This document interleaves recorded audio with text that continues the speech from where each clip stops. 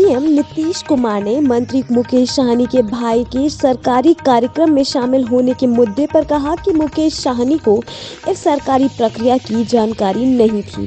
CM Nitish Kumar ने कहा कि कल ही विधानसभा में सवाल उठने के बाद उन्होंने मुकेश साहनी से बात की और मुकेश साहनी ने यह स्वीकार किया है कि गलती हो गई है, लेकिन यह जानबूझकर नहीं किया गया था। सीएम ने मामले को संज्ञान में लेने के लिए विपक्ष को धन्यवाद दिया और कहा कि इससे स्थिति स्पष्ट हो गई है।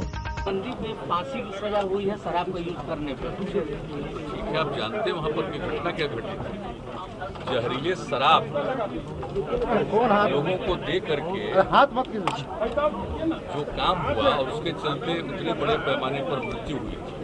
जब शराबबंदी लागू हो गया था 2016 में, उसी साल ही गोपालगंज जिले की घटना है, ये सबको मालूम है। उसी समय इस पर पूरी जांच की गई और जांच करने के बाद जो कुछ भी था उसी के आधार पर मुकदमा दर्ज हुआ, सब कुछ हुआ। और आज वो ये आप जानते ही हैं, कोर्ट का ही अधिकार है, यही संवैधानिक अधिकार है, दायित्व है, उसके आधार पर उन्होंने देखा है, उन्होंने ये फैसला किया। तो आप समझ सकते हैं कि कितनी बड़ी बात है।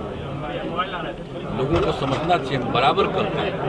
शराबबंदी लागू की गई लोगों के हित में, और इसके बाद आप समझ लीजिए कि उसी साल कुछ जगह पर आप जहरीला शराब उन लोगों ने आपूर्ति कर दी, जिसके चलते कितने बड़े पैमाने पर लोगों की मृत्यु हो गई। और उस समय भी हमने जो कहा था, याद करिए कि देख लीजिए, शराब पीजिएगा, जहरीला मिलेगा और मृत्यु के शिकार होइएगा। इसलिए कभी किसी पर भरोसा मत करिए।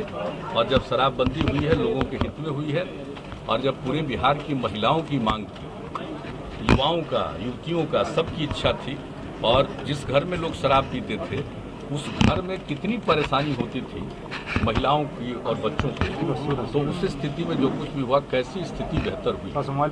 जो लोग शिकायत करते थे, और आप जानते हैं जब हम लोग लगातार अभियान कर रहे थे, तो एक महिला ने अपनी बात कही थी, जो हम बराबर कहते हैं लोगों को। उन्होंने अपनी बात यही बताई कि मेरे पति शराब पीते थे और आ करके शाम में झगड़ा करते थे और देखने में क्रूर लगते थे, लेकिन जब से शराबबंदी लागू हो गई, अब शाम में आते हैं, बाजार से सब्जी खरीद कर लाते हैं और अब मुस्कुराते हैं, अब देखने में अच्छे लगते हैं। तो आप समझ सकते हैं, ऐसी बात उन महिलाओं ने कही, ऐसी महिला ने कही जिसके घर में उसके पति शराब पीते थे और घर की स्थिति को खराब रखा था। ये कितनी बड़ी बात है। और ऐसी स्थिति में आज भी कहीं कहीं कुछ जहरीले शराब की बात हो रही है, जांच चल रही है। तो सबको समझना चाहिए कि जब भी आप ये गलत काम करना चाहेंगे तो आपको और धोखा देगा।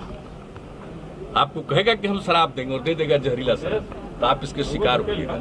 इसलिए हम सबसे प्रार्थना करेंगे, ये कोई मेरा व्यक्तिगत बात नहीं है, ये बापू ने कहा है, राष्ट्रपिता ने लोगों को कहा, लोग तो उसको समझे नहीं। बहुत जगह पर इसको लागू, कुछ जगहों पर लागू हुआ, कई जगहों पर लागू नहीं हुआ। और यहाँ पर तो जब महिलाओं की ऐसी सशक्त मांग थी, तब हम लोगों ने इसको लागू किया और इसके लिए लगे हुए हैं। Subscribe now and press the bell icon. Never miss an update.